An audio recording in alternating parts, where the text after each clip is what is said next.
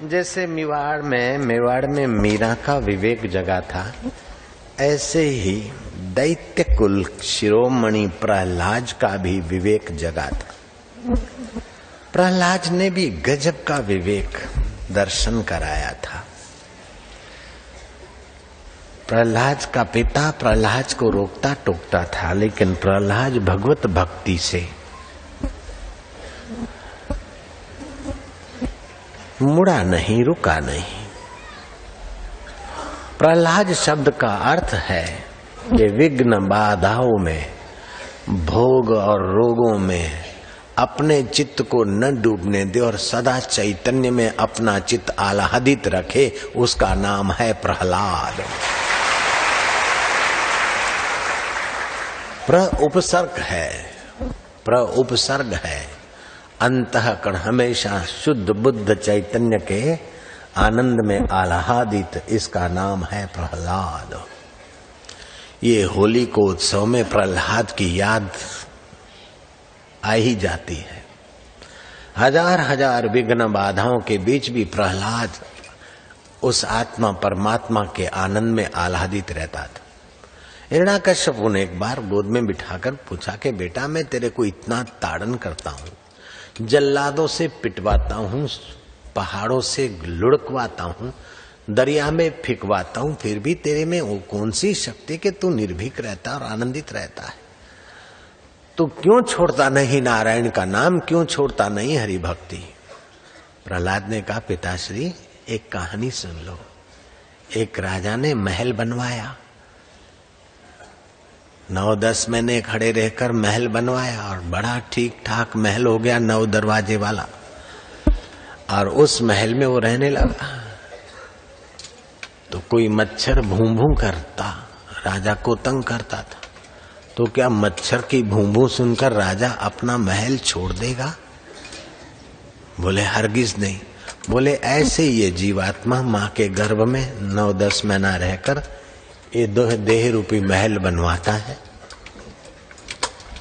और फिर तुम्हारे जैसा मच्छर भूं भूं करे, रोके टोके तो मैं कैसे रुक टोक सकता? दैत्यराज आवेश में आ गए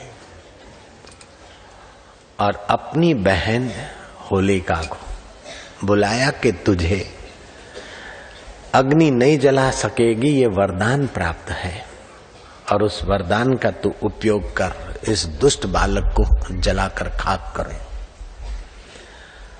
लकड़ों का ढेर बनाकर उस पर तू प्रहलाद की फुआ होती, तू बाप हो ही था, तुम बुई थी, बुई प्रहलाद के बाप की बहन लगती तू, तो बुआ के गोद में तो बच्चे को बिठाना कोई संदेह भी नहीं करेगा। तू प्रहलाद को अपने गोद में बिठाना और हम आग लगवा देंगे अग्नि के ढेर को। अग्नि भभुक भभुक जलेगी, तेरे को तो अग्नि जला नहीं सकेगी, तुझे वरदान है, और प्रहलाद जल के खाक हो जाए। आयोजन के अनुसार वो होलिका प्रहलाद को गोद में लेकर बैठ गई। लेकिन जहाँ श्रेष्ठ वृत्ति होती है, जहाँ आह्लादित वृत्ति होती है, जहाँ ईश्वर अनुगामी चिंतन होता है, वहाँ प्रकृति के नियम प्रकृति बदलने को राजी हो जाती। दुष्ट वृत्ति पर श्रेष्ठ वृत्ति का विजय, ये होली को उत्सव से प्रेरणा मिलती है। दुष्ट षड्यंत्रों के बीच भी दृढ़ता से करने वाला भक्ति, दृढ़ता से भक्ति करने वाला भक्त का रक्षक भगवान तो है, लेकिन भगवान के ये 5 भूत भी ऐसे भक्त का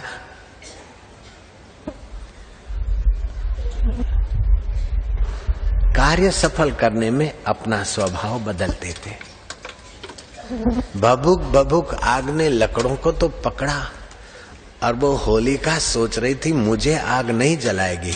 वो नहीं जलाने का वरदान पाई हुई होलिका जलकर खाक हो गई, और प्रहलाद को अग्नि ने शीतलता का एहसास कराया। यहाँ भी संसार के ताप में लोग तप रहे, कोई क्रोध के ताप में तप रहे, तो कोई काम वासना की ताप में तप रहे, कोई लोभ में तो कोई मोह में तो कोई अहंकार में सड़े तपे जा रहे।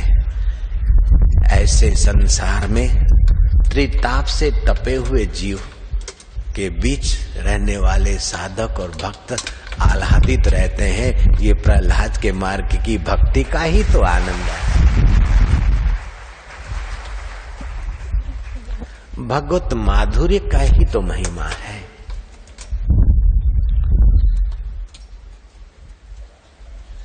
प्रहलाद को तमाम याचनाएं मिलने पर भी प्रहलाद भगवत भक्ति नहीं छोड़ता है। एक दिन हिरण्याकश्यप ने बुलाकर कहा कि तू बोलता है सर्वत्र मेरा भगवान है, अणु परमाणु में ओतप्रोत व्याप रहा है,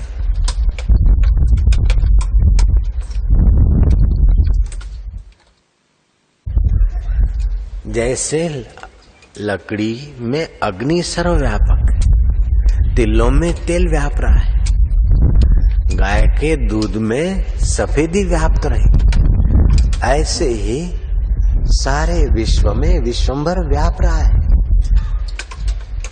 जो उनकी दृढ़ता से उनकी शरण जाता है, विश्वंभर उनकी रक्षा करता है। सारे प्राणियों का प्रेरक पोषक वह परमात्मा है।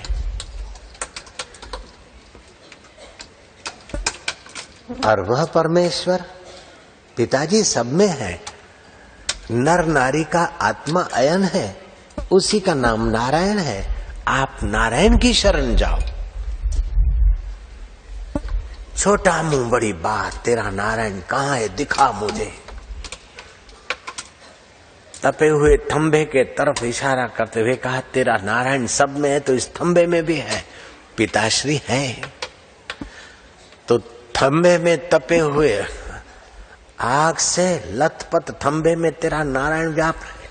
पिताजी अग्नि में भी उस नारायण की चेतना न हो तो अग्नि में दाहक शक्ति नहीं हो सकती। पानी में भी उस चैतन्य का चेतना न हो तो रस स्वाद नहीं आ सकता। और धरती में भी उस परमेश्वर की चेतना न हो तो बीज उभर नहीं सकते हैं। सूर्य में भी उस चैतन्य की चेतना न हो तो सूर्य दाहक शक्ति नहीं दे सकता। और चंदा में भी उसकी चेतना न हो तो वो शीतलता नहीं दे सकता है। पिताजी माँ के शरीर में उसकी चेतना न हो तो वात्सल्य प्रेम कहाँ से लाएगी। पिताश्री बालक में भी वो चैतन्यता न हो तो माँ को कैसे पहचानेगा। जो चैतन्य है वो ज्ञान स्वरूप है और जो ज्ञान स्वरूप है वो सुख स्वरूप है। चुप रहे, मुझे उपदेश मत दे। तेरा हरि तेरा नारायण सब में है कि हाँ पिताश्री सब में है। तो इस तपे हुए थंबे को आलिंगन कर, तेरा नारायण अगर है तो तेरी रक्षा करे। प्रहलाद की अगले जन्म की योग निष्ठा और तपस्या थी। और नारद जी के आश्रम में उसकी माँ ने सत्संग सुना था। जब बच्चा पेट में था, बालक पेट में था, तब कयादु नारद जी के आश्रम में रही थी। तो नारद जी जैसे सिद्ध पुरुष के चरणों में जो महिला रही और कभी सत्संग सुनते सुनते झोंका खा के सो जाती थी, लेकिन प्रहलाद माँ के गर्भ में भी सत्संग के संस्कार पाता रहता था। ऐसे प्रहलाद की निष्ठा और श्रद्धा पराकाष्ठा पे पहुंची हुई थी और आलिंगन किया। जो इस स्तंभ को आलिंगन किया तो धड़ धाम करके वो थंभा टूटा और नरसिंह भगवान अवतरित हो गए। नरसिंह भगवान की। प्रहलाद कहते कि प्रभु मेरी सपने में भी अगर नश्वर जगत की प्रीतियां आसक्तियां मांग रहे तो आप हटा दीजिए नाथ। मुझे तो आपसे आपके स्वरूप का ही भान और दान चाहिए। मैं तो आपसे आपको ही मांगता हूं। और जिसके आप हो गए उसकी तो प्रकृति सेवा करती है। यक्ष सेवा करते, गंधर्व किन्नर सेवा करते, पुण्यात्मा भक्त और साधक भी उनकी सेवा करके अपना भाग्य बना लेते हैं। तो हमें और चीज मांगने की जरूरत क्या पड़ेगी।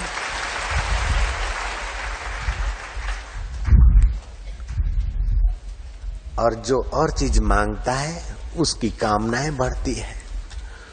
उसका क्रोध, उन वस्तुओं में विघ्न आने पर उसका क्रोध होता है, उसका लोभ बढ़ जाता है और मिले और मिले।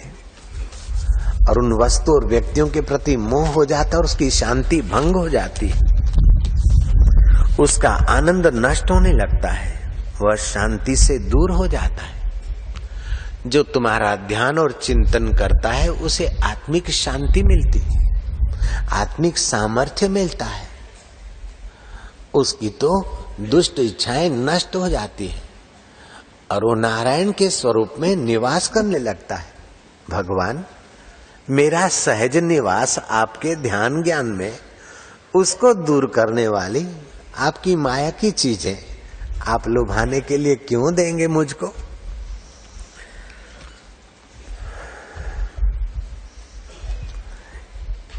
इंद्रिय, मन और प्राण और देह के धर्म, ये सब बदलते रहते हैं। इंद्रियों की देखने की आंखों की शक्ति बदल जाती है, कान के सुनने की शक्तियां बदल जाती है, शरीर के सामर्थ्य बदल जाता है, बुढ़ापे में जीर्ण शीर्ण काय हो जाती है। भला ऐसे बदलने और मिटने वाले शरीर के लिए मैं आपसे क्या मांगूंगा? और फिर भी मांगने की मेरी दुर्बुद्धि हो तो मेरी दुर्बुद्धि ही आप निवृत्त कर दीजिएगा, मैं यही मांगता हूं। ईश्वर को छोड़कर और कोई चीज मांगना तो ईश्वर का अपमान है। ईश्वर इतने बड़े, उनको छोड़कर उनसे कोई चीज मांगना तो मतलब जिससे तुम मांगते हो उसका इतना कीमत नहीं, तुम्हारे हृदय में उतनी प्रीति नहीं जितनी उस वस्तु की प्रीति। हे परमेश्वर, तुमसे कोई वस्तु मांगू ये तुम्हारा अपमान है और मेरी मूढ़ता है। तुम्हारी प्रीति में, तुम्हारे मेरे प्रीति में मांग एक लांछन है। हे प्रभु, ये तो अंधी वासना होती है और जीव मांगता मांगता जिंदों से तो मांगते। कई लोग तो मुजाहरों में, कब्रों में जाकर सिर पटकते कि ये दे दे, वे दे दे, वो दे दे। अखा भगत कहते हैं कि सजीवाए निर्जीवा ने घड़्यो, सजीव मनुष्य ने निर्जीव पत्थर में से भगवान की मूर्ति बनाई, प्राण प्रतिष्ठा की और उसके आगे मत्था पटक रहा है। हे बांके बिहारी मुझे ये दीजिए, हे ठाकुर जी मुझे ये दीजिए। मुजाहिर के आगे जाकर मुर्दे से मांगता है मुझे ये दीजिए। मनुष्य को वासना ने इतना बहका दिया और बुलावे में डाल दिया कि है तो सुख स्वरूप, आनंद स्वरूप ईश्वर का अविभाज्य अंग, और desire desire desire desire desire, इच्छा इच्छा में खप गया। चाह चमारी चूहरी अति नीचन की नीच, तू तो पूर्ण ब्रह्म था जो चाह न होती बीच। इन वासनाओं और चाहों ने ऐसी दुर्गति कर दी कि सब कुछ साथ में होते हुए भी नहीं दिखता है, और जो नहीं था, नहीं रहेगा और नहीं के तरफ जा रहा है उसके पीछे ही मर मिट रहे। ये जाहो जलाली मकान दुकान, ये पहले तुम्हारे साथ नहीं थे, बाद में साथ में नहीं रहेंगे, अभी भी धीरे धीरे जल रहे, सड़ रहे, मर रहे, अंत में छूट रहे, उन्हीं के पीछे खपे जा रहे ये वासना के कारण। हे भगवान, ऐसी वासना मेरी कभी उदय न हो, आपकी भक्ति मिले, आपकी दृढ़ प्रीति मिले। अगर जिसके चित्त में वासनाएं होती है भगवान, जो भोगों में आसक्त होता है वो कर्म बंधन में पड़ता है, उसकी बुद्धि का धैर्य छूट जाता है, उसकी बुद्धि का विवेक क्षीण हो जाता है, मन की शांति भंग हो जाती है और आत्मिक आनंद उसका सूख जाता है। जो तुमको छोड़कर इस नश्वर चीजों को चाहता है वह कामी बन जाता है, क्रोधी बन जाता है, लोभी बन जाता है, मोही बन जाता है, अहंकारी बन जाता है, चिंतातुर बन जाता है और अपना मानवीय ऊंचाइयों को छोड़कर पशु जैसा जीवन बिताकर अंत में पशु योनियों को प्राप्त होता है। वृक्ष, पेड़, पौधे, कीट, पतंगी योनियों में प्राप्त हो जाता है। लेकिन जो तुमसे तुम्ही को चाहता है वो तुमको पाकर सदा के लिए मुक्तात्मा हो जाता है। भगवान नरसिंह ने प्रहलाद का सिर चूमा, खूब स्नेह किया, वत्स तुझे भोगों की इच्छा नहीं, एक बार भी जिसने मेरे स्वरूप का ज्ञान और ध्यान प्राप्त कर लिया, उसे इंद्र का भोग भी तुच्छ लगता है।